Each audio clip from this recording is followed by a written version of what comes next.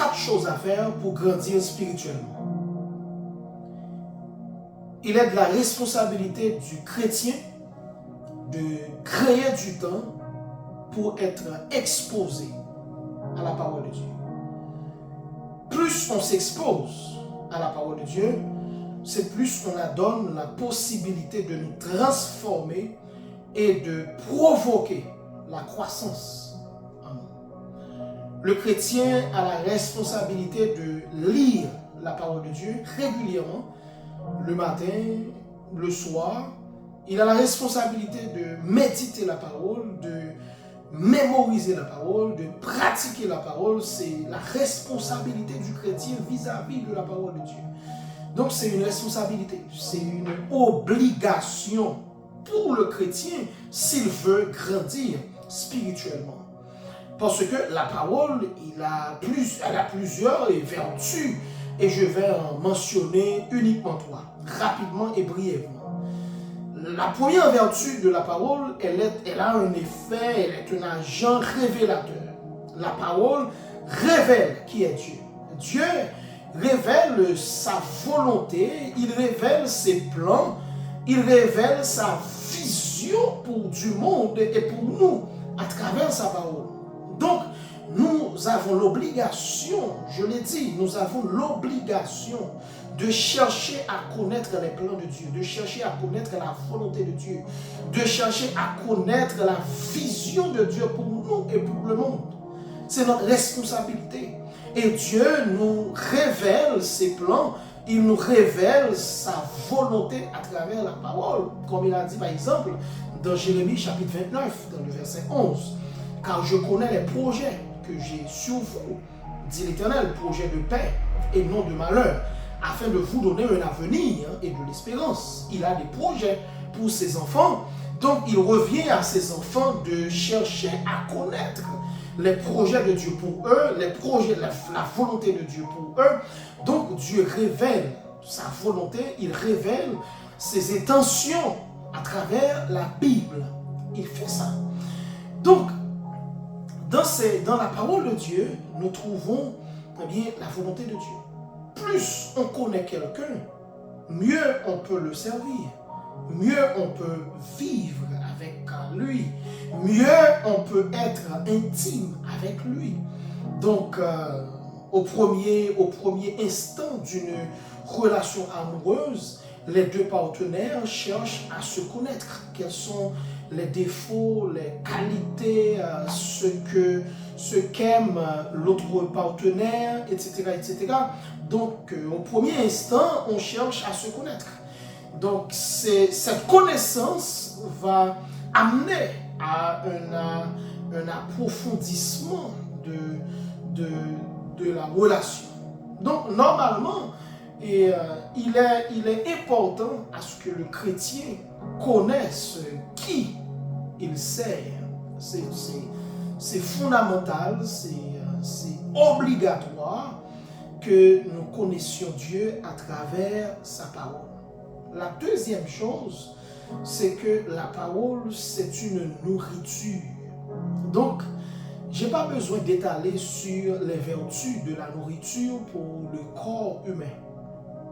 Nous savons tous que la nourriture apporte les vitamines dans le corps humain. Et que ce soit les fruits, les légumes, ils apportent de la vitamine C, de la vitamine B, etc. dans le corps humain. Même quand vous et moi, nous n'avons jamais vu de nos yeux les vitamines qu'apportent les fruits et les légumes. Mais nous faisons confiance aux chercheurs qui nous disent que quand nous prenons le jus d'orange, eh bien, nous absorbons la vitamine C. C'est normal. Mais également, la nourriture apporte d'autres vertus. C'est un élément, apporte des éléments énergisants pour le corps humain. La nourriture apporte des éléments protecteurs, des éléments constructeurs. Ce sont des vertus de la nourriture pour le corps humain. Mais c'est pas différent. C'est pas différent pour l'âme. C'est pas différent pour l'âme parce que la parole de Dieu a également ses vertus et même beaucoup plus. Donc, la parole de Dieu a pour vocation de construire l'âme. Elle a pour vocation de protéger l'âme, de protéger nos pensées des attaques féroces du diable.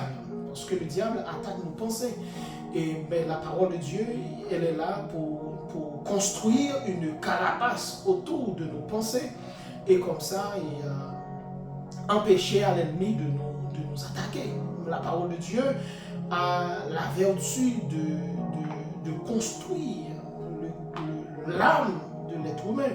Donc ce sont autant de vertus que la parole de Dieu a pour l'âme. C'est comme Jésus a dit, l'homme ne vit pas seulement de pain, mais de toute parole qui sort de la bouche de Dieu. Donc le pain, c'est pour le corps, mais l'homme vit également de la parole de Dieu. C'est ce que Jésus veut dire. Quand il dit l'homme ne vit pas seulement de pain, c'est que l'homme vit aussi de la parole de Dieu.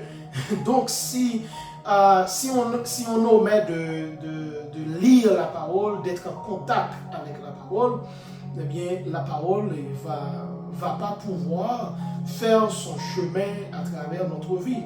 Maintenant, je dois vous dire que la parole de Dieu ne va pas vous transformer dans l'immédiateté, mais elle nous transforme lorsque nous la laissons le libre cours pour nous nourrir, pour nous édifier, pour nous construire, pour nous protéger contre les attaques de l'ennemi.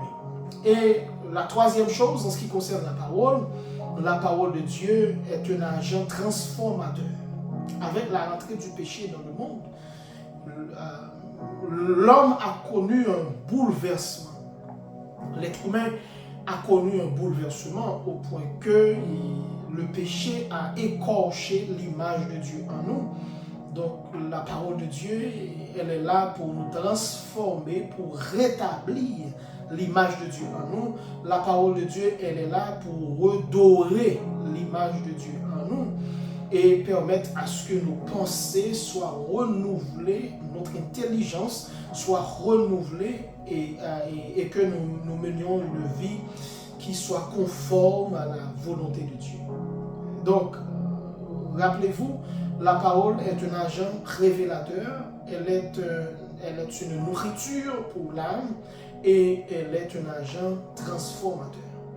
Que Dieu vous bénisse.